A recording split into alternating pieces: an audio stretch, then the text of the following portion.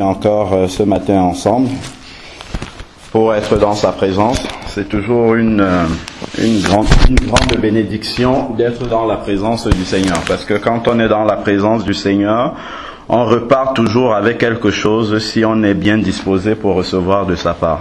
Amen. Donc c'est pas une perte de temps que nous soyons ici ce matin.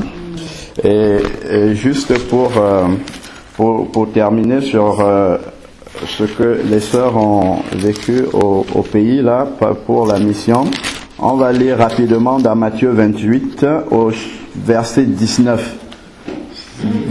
Matthieu 28, versets 19 et 20.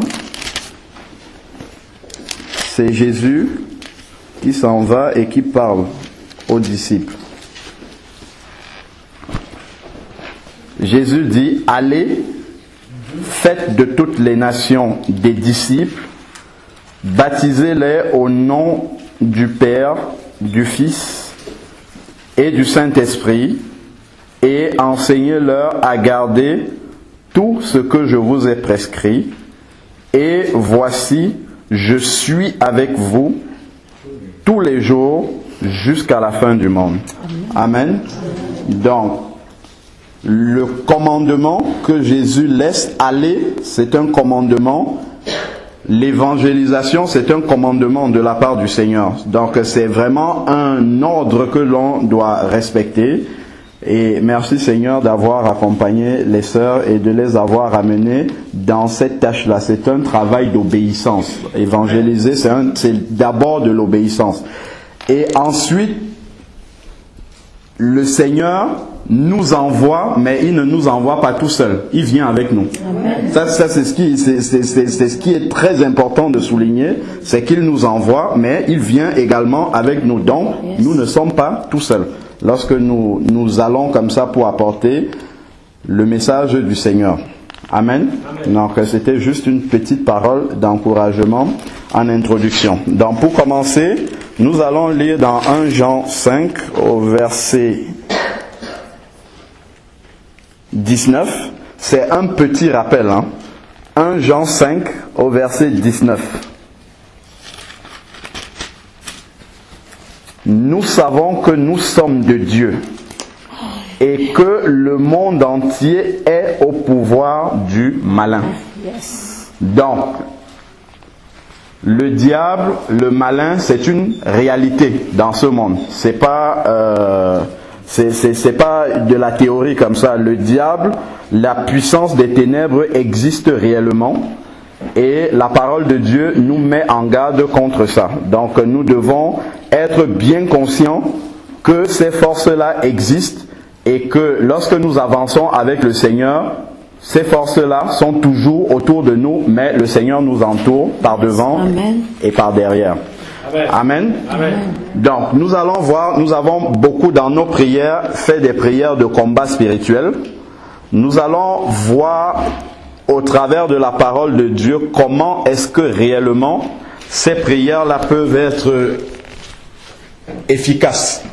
Parce qu'on peut prier, on peut faire beaucoup de prières, mais si on ne sait pas comment la parole de Dieu enseigne de le faire, ça restera simplement comme des slogans que font des politiques. Vous voyez les politiques à la télé, quand ils passent, ils disent beaucoup de choses, mais en réalité, ils ne font rien.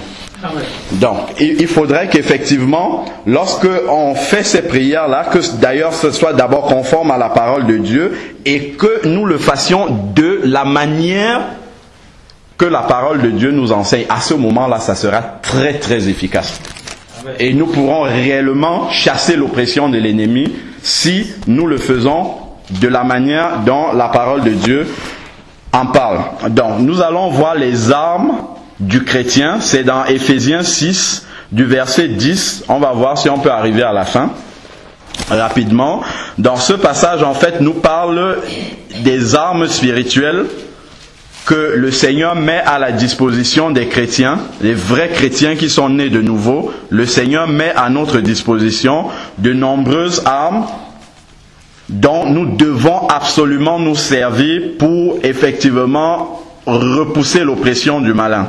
Donc, je lis Éphésiens 6 à partir du verset 10. Du reste, fortifiez-vous dans le Seigneur et par sa force souveraine, revêtez-vous de toutes les armes de Dieu. Donc il faut tous les avoir, il ne faut pas choisir certaines armes et laisser d'autres. Il faut tous les avoir. Pourquoi? Parce que l'ennemi est très subtil, il est très malin, il n'attaque pas toujours de la même manière. Donc il faut disposer de toutes les armes et en fonction des attaques de l'ennemi, il faut sortir une arme ou une autre. Parce que si on a seulement la même arme à chaque fois, ben si l'ennemi sait comment marche cette arme-là, il va utiliser une autre manière de nous attaquer. Et là, nous allons tomber au dépourvu. Donc c'est pour ça que la parole de Dieu dit, revêtons-nous de toutes les armes, pas une seule, toutes les armes que le Seigneur met à notre disposition. Amen. Amen. Alors, afin de pouvoir tenir ferme contre les manœuvres du diable. Le diable rôde comme un lion rugissant, cherchant qui il va dévorer. Donc si nous venons nous présenter en pâture comme ça devant le diable, si nous ne connaissons pas la parole de Dieu, nous ne savons pas quelle est notre position en Christ, le diable il va nous dévorer, hein, c'est sûr qu'il va nous dévorer. Même si nous sommes des enfants de Dieu. Il faudrait savoir qu'est-ce que ça signifie être un enfant de Dieu. Savoir ce que le diable peut nous faire et ce qu'il ne peut pas nous faire. Amen. Alors, verset 12. Car nous n'avons pas à lutter contre la chair et le sang. Donc, ce n'est pas contre nos frères physiquement que nous devons lutter. Souvent, un frère, une sœur peut venir étant mal disposé et on sent en cette personne-là, on va très vite dire non, la sœur me veut du mal, mais en fait c'est parce que au travers de la sœur, le diable, la sœur ou le frère a ouvert une porte, le diable s'est infiltré et le diable est en train de vous attaquer au travers de cette personne. Donc à nous maintenant de comprendre spirituellement, parce que le Seigneur nous a donné le Saint-Esprit, que si le frère ou la sœur agit comme ça, c'est parce que elle est dans de mauvaises dispositions et que le diable est en train de l'utiliser contre moi. Une fois qu'on a compris ça, on va commencer par prier pour la personne. Amen. Amen. On va commencer par prier pour la personne au lieu d'engueuler la personne. Amen. Ça c'est très important à savoir. Donc c'est pas contre la chair et le sang que nous avons à lutter, mais contre les principautés, contre les pouvoirs, contre les dominateurs des ténèbres d'ici-bas, contre les esprits du mal dans les lieux célestes. Amen. Donc c'est contre ces forces-là que nous avons à lutter, parce que ces forces-là sont toujours présentes et pour celui qui laisse entrer cela dans sa vie, forcément ces forces vont commencer à agir dans la vie de la personne et nous pouvons être attaqués au travers de nos frères, parce que le diable ne vient pas et dit c'est moi le diable et puis il vous attaque. Non, il peut attaquer de différentes manières. Donc c'est important que nous sachions quelle est notre position en Christ pour ne pas accepter, pour ne pas nous laisser envahir comme ça par cette force-là. Alors, verset 13. C'est pourquoi prenez, il répète encore une fois, toutes les armes de Dieu afin de pouvoir résister dans le mauvais jour et tenir ferme après avoir tout surmonté. Donc, il revient une deuxième fois, il précise, c'est toutes les armes qu'il faudrait prendre pour pouvoir tenir ferme et tout surmonter. S'il dit après avoir tout surmonté, ça veut dire qu'il conjugue au passé. Ça veut dire que le Seigneur nous rend capables, quelles que soient les flèches de l'ennemi, de les surmonter. Amen. Amen. Parce qu'il est avec nous. Non seulement il est avec nous, mais il est présent en nous, puisque nous sommes le temple du Saint-Esprit. Amen. Amen. Verset 14. Tenez donc ferme. Ayez à vos reins la vérité pour ceinture. Est-ce que vous voyez les armes spirituelles qu'il est en train de citer là? Il commence par la vérité, ça n'a rien à voir avec la prière. Amen. Ça veut dire que avant de faire une prière de combat, il faut que je sache comment est-ce que je suis habillé, spirituellement parlant. Donc si on vient faire une prière de combat étant mal habillé, parce que ici en fait, quand Paul a écrit ça, c'était à l'époque où Israël était gouverné, envahi par les Romains. Donc il s'inspire en fait de l'armure, de l'habillement du soldat romain, parce que ces soldats-là étaient habillés en guerrier. Donc il nous fait voir justement tous les équipements que le soldat avait sur lui pour pouvoir aller en guerre. C'est la même manière que nous spirituellement, nous devons être équipés pour aller en guerre contre le diable. Donc, il dit, ayant la ceinture de la vérité. Donc, le chrétien doit marcher dans la vérité. Si dans notre vie, il y a des failles concernant la vérité, c'est comme un soldat qui va en guerre. Vous voyez, les soldats romains, ils avaient de grosses ceintures, c'est pas des petites ceintures comme la mienne, c'était des grosses ceintures comme ça qui prenaient toute la taille. Si il n'y a pas la vérité, qu'est-ce qui va se passer? Ou bien aussi, il y a des demi-vérités. Il y a des trous en fait dans la ceinture. Et lorsque l'ennemi en face constate qu'il y a de gros trous dans la ceinture, qu'est-ce qu'il fait? Il vise dans les trous. C'est ça. Donc, si nous ne marchons pas dans la vérité, et la vérité ici, c'est pas la vérité devant les hommes, c'est la vérité devant Dieu. Amen. Parce que la vérité devant les hommes, c'est très facile. On peut tout cacher et puis continuer à avancer. Mais la vérité devant Dieu, parce qu'il y a Dieu et il y a le diable qui nous observe. Les deux nous observent. Donc si notre vérité c'est devant les hommes, ben, le diable lui il voit que nous ne sommes pas dans la vérité. Et il peut nous attaquer par là, là où c'est ouvert.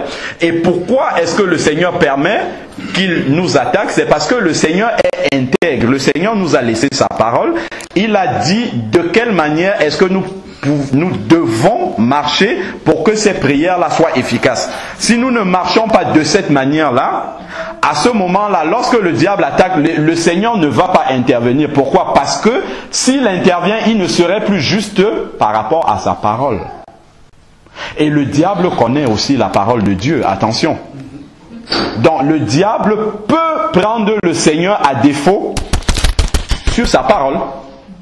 C'est-à-dire que si nous ne sommes pas dans la vérité et que le Seigneur agit quand même, le diable peut venir dire, tu dis dans ta parole que pour agir, il faut qu'il soit dans la vérité. Il n'est pas dans la vérité et tu agis. Est-ce que vous voyez? Le Seigneur peut bien vouloir agir, mais le diable est là. Et le Seigneur est droit, il est intègre, il est juste. Même pour le diable, il est juste. Même pour le diable, il est juste. Il reste juste pour tout le monde. Je ne sais pas si vous comprenez ce que ça signifie. C'est-à-dire qu'il ne va pas nous protéger si nous ne sommes pas dans la vérité parce qu'il nous l'a dit avant. Il est juste pour tout le monde. Amen. Amen. Donc la vérité est très très importante. Veillons que votre oui soit un oui. Veillons à être toujours dans la vérité. C'est très très important pour l'efficacité de nos prières. Ensuite, l'arme suivante, revêtez la cuirasse de la justice.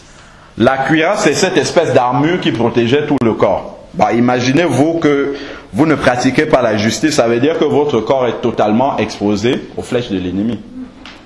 Il envoie n'importe où ça prend. Complètement. La justice, c'est rester, de ne pas avoir un esprit de parti. Il ne faut pas juger toujours avec le sentiment. C'est-à-dire, je suis dans une situation qui oppose, entre guillemets, je sais pas, ma soeur avec quelqu'un d'autre. Il faudrait que je reste toujours équilibré, juste, et que je juge selon la vérité et non selon un esprit de parti. Parce qu'on a cette tendance humaine là à vouloir juger en fonction des intérêts de quelqu'un. Et le Seigneur ne juge pas de cette manière-là. Donc si on n'a pas ça en nous, si on ne le cultive pas, on ne peut pas être dans de bonnes dispositions pour chasser l'oppression de l'ennemi. Si quelqu'un vient me rapporter un problème et qu'il a tort, il faut que je lui dise que tu as tort. Même si c'est lui qui est venu me dire en premier. Il m'expose le problème, voilà, ma soeur m'a fait ça, ou mon frère m'a fait ci.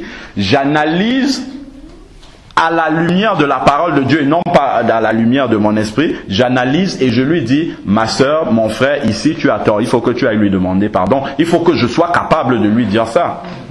Et ça, c'est de l'amour. Attention, si on dit la vérité à quelqu'un comme ça, c'est qu'on aime la personne. Souvent, quand on dit la vérité aux gens, les gens pensent que c'est parce qu'on ne les aime pas. Au contraire, celui qui dit la vérité, c'est parce qu'il vous aime et qu'il veut que vous changiez.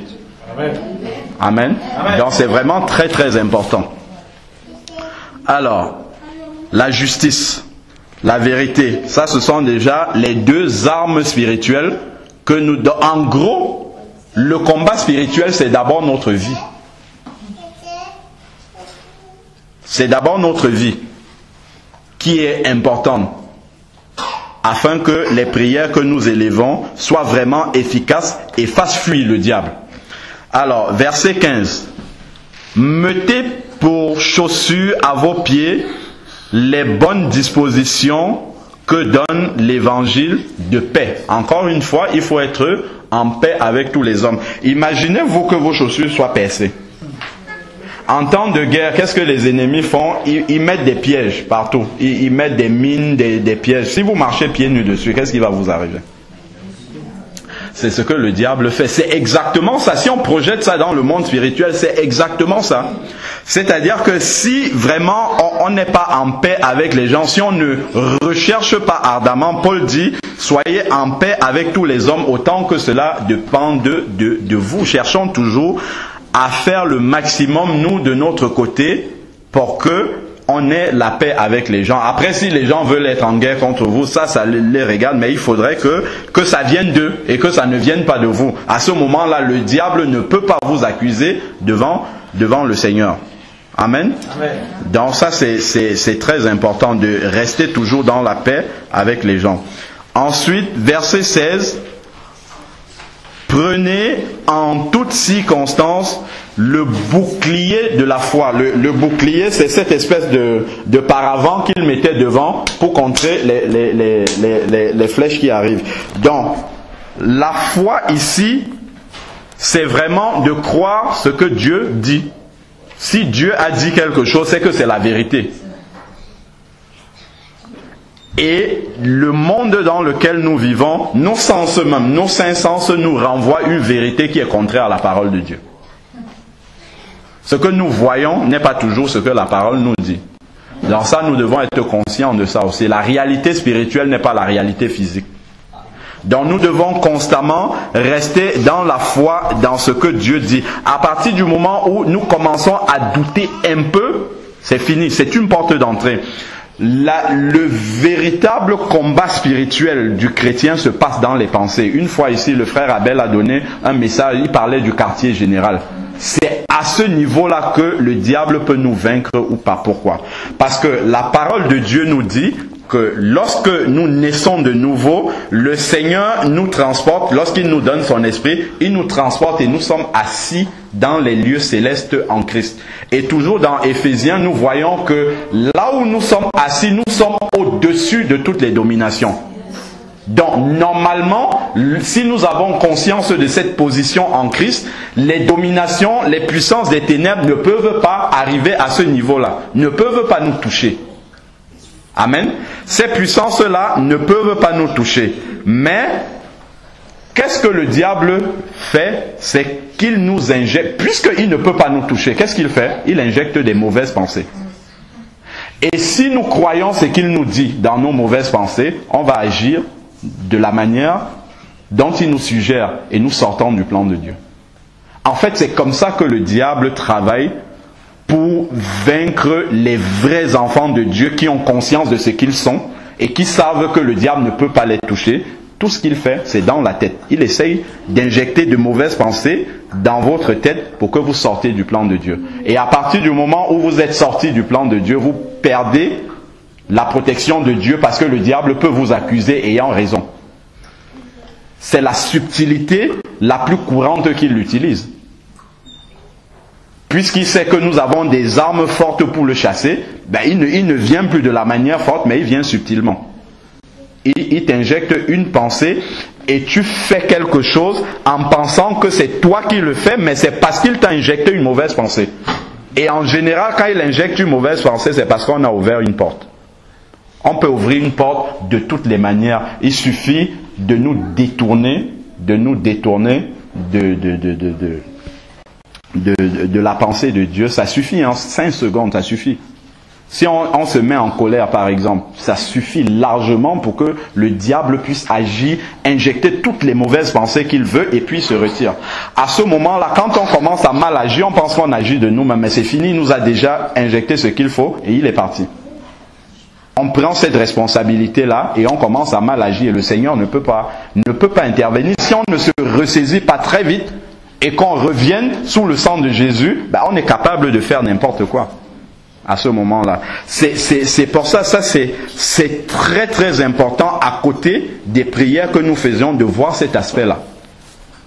Pour que nos prières soient vraiment efficaces et puissent repousser l'oppression de l'ennemi. Alors, donc, verset 16, prenez en toutes circonstances le bouclier de la foi. Soyons capables de dire au diable, tu as dit ça, mais Dieu dit que. Ouais.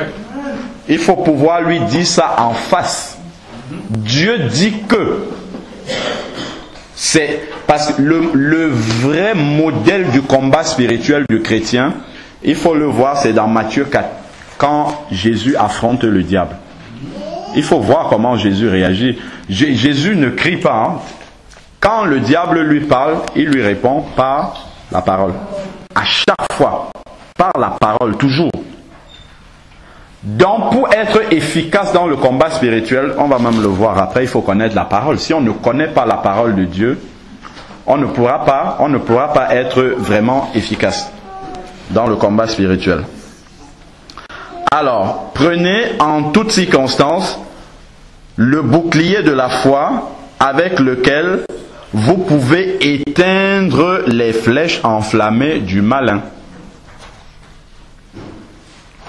Prenez aussi le casque du salut et l'épée de l'esprit qui est la parole de Dieu. Vous voyez le casque? Le casque d'un soldat romain, c'est ce qui protège sa tête. Nous savons que la tête, c'est une des parties les plus vulnérables de l'homme. Regardez dans la guerre, à l'époque des Romains, à l'époque de Jésus, là, quand les Romains occupaient Israël, ils faisaient la guerre, c'était avec des flèches. Et donc, si on vous envoie une flèche sur la tête et que votre tête n'est pas protégée par un casque, qu'est-ce que ça fait? Ça détruit tout de suite. Tout de suite. Ça n'attend pas. Si vous prenez une flèche dans la tête, vous mourrez. Tout de suite.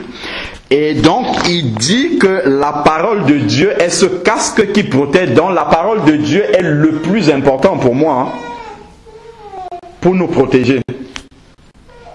Et c'est cette parole-là, pourquoi ça protège également la tête? C'est la parole de Dieu qui nous protège contre les pensées que le malin vient injecter dans notre tête. C'est pour ça que la parole de Dieu est le casque. C'est ça qui nous empêche de laisser entrer les mensonges du diable. Tu es en train de traverser telle circonstance, ça a l'air difficile, le diable va te dire ton Dieu t'a abandonné, mais tu lui dis non, le Seigneur est avec moi parce qu'il a promis d'être avec moi tous les jours. Si tu lui dis ça en face, il va partir chercher quelqu'un d'autre. Et revenir plus tard, quand il va constater que tu n'es pas dans la foi. C'est toujours ça. Le diable s'amène toujours quand il sait qu'on commence un peu à douter. On n'est plus dans la foi.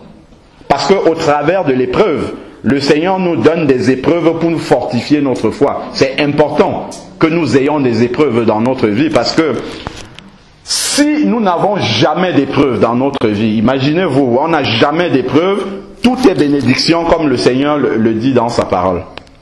Est-ce qu'on peut affirmer que Dieu est un Dieu de miracles? Non, ce sont les autres qui l'ont expérimenté qui vont nous dire Dieu est un Dieu de miracles. Mais nous, on ne l'a jamais expérimenté parce qu'on n'a pas accepté de passer par l'épreuve. C'est dans l'épreuve qu'on constate justement que Dieu est un Dieu de miracles. Et quand tu le dis, tu ne le dis pas simplement parce que quelqu'un t'a dit ou bien parce que c'est écrit, mais parce que c'est écrit et tu l'as vécu, tu l'as expérimenté. À ce moment-là, tu peux dire avec foi, Dieu est un Dieu de miracles parce que j'étais dans l'épreuve et j'ai vu qu'il m'a secouru tel que la parole le dit.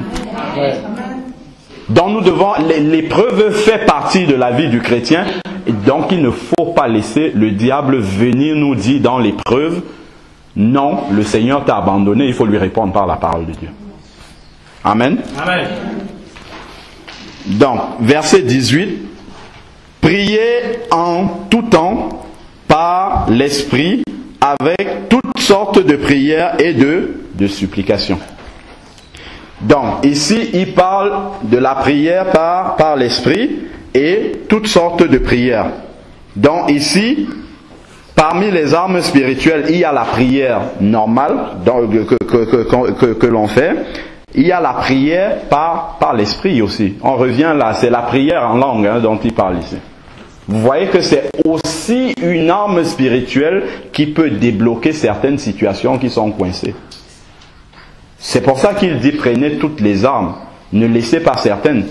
Il y a des cas dans lesquels ce sont telle arme ou telle autre qui peuvent nous débloquer la situation. Donc ne négligeons aucune arme spirituelle que le Seigneur nous donne. Ensuite, veillez-y avec une entière persévérance, priez pour tous les saints. Donc l'intercession aussi, c'est un commandement. Prier, c'est à l'impératif, prier pour tous les saints. Il faut qu'on ait cette habitude-là de prier les uns pour les autres. Verset 19, et aussi pour moi. Donc prions aussi pour les serviteurs de Dieu comme on le fait. Que la parole, quand j'ouvre la bouche, me soit donnée pour faire connaître avec hardiesse le mystère de l'Évangile. Connaître avec hardiesse. L'esprit de timidité n'est pas un esprit qui vient de Dieu. Amen. Amen. Il faut bien qu'on le sache parce que le Seigneur nous donne son esprit, c'est pour être vif et annoncer sa parole avec assurance. Avec assurance. Ce que quand on parle de la part de Dieu, si on a prié et demandé au Seigneur de parler de sa part, c'est lui qui parle au travers de nous et Dieu ne parle pas de manière timide. Il affirme sa parole avec conviction parce que c'est la vérité. On a fini dans 2 minutes. On finit juste le verset. Pour lesquels je suis ambassadeur dans les chaînes. Ici, là, il parle de chaînes pour nous montrer que l'épreuve, ça c'est le grand apôtre Paul qui parle des chaînes. D'être dans les chaînes, c'est être dans l'épreuve. L'épreuve fait partie de la vie du chrétien et c'est même très important pour la vie du chrétien. Et que j'en parle hardiment comme je dois en parler. Amen. Il a dit, je suis ambassadeur, sachant que nous sommes aussi les ambassadeurs de Dieu partout où nous passons. C'est quoi un ambassadeur? C'est quelqu'un qui représente son pays ailleurs. Amen. Dans un pays étranger. Le Seigneur a dit, vous êtes dans le monde, mais vous n'êtes pas du monde. Ça veut dire que nous représentons une patrie qui n'est pas la nôtre ici-bas. Et par conséquent, l'ambassadeur, quand il est dans un pays, il n'est pas soumis aux lois du pays qui l'accueille, mais il est soumis aux lois de son pays. Amen. Donc nous sommes dans le monde, mais nous ne sommes pas soumis, tout en respectant les autorités, aux lois de ce monde, mais aux lois de Dieu. Et nous devons savoir ce que ça signifie dans notre comportement au quotidien vis-à-vis des autres. Ça veut dire que si nous nous comportons comme ceux du dehors, ça veut dire que nous appartenons à ce pays et nous ne sommes pas ambassadeurs d'un autre pays.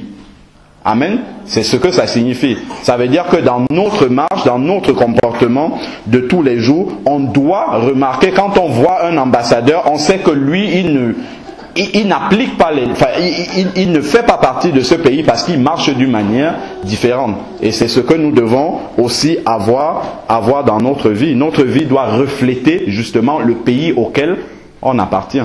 C'est tout ceci qui fera en sorte que lorsque je dis au nom de Jésus quitte, il quitte. Sinon, il ne quitte pas. Amen. C'est tout ceci qui va rendre cette prière-là efficace. Pourquoi il y a une personne qui peut venir parler à un possédé, il dit sors et le démon sort tout de suite, et quelqu'un d'autre, tu vas passer toute la journée, il n'y a rien qui se passe.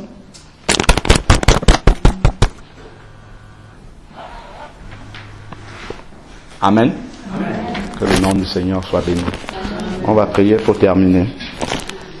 Éternel Dieu de grâce, Père, nous bénissons ton nom encore pour ces moments que tu nous as donnés de passer, Seigneur, avec ta parole. Seigneur, cette parole qui est esprit et vie. Nous te prions, Seigneur, de venir encore, Seigneur, imprégner cette parole-là dans notre cœur, Seigneur, afin que cette parole-là puisse produire une vie de résurrection, Seigneur, en nous, et que nous puissions marcher véritablement, Seigneur, comme des citoyens du ciel, Seigneur, des citoyens qui appartenons à une patrie céleste, Seigneur Dieu Tout-Puissant.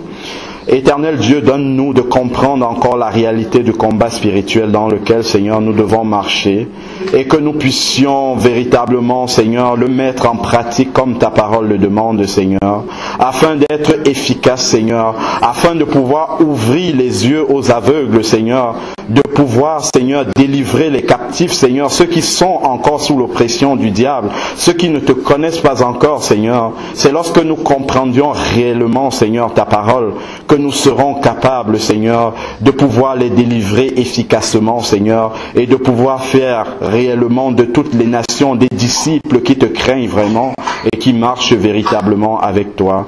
Nous bénissons ton nom, Seigneur.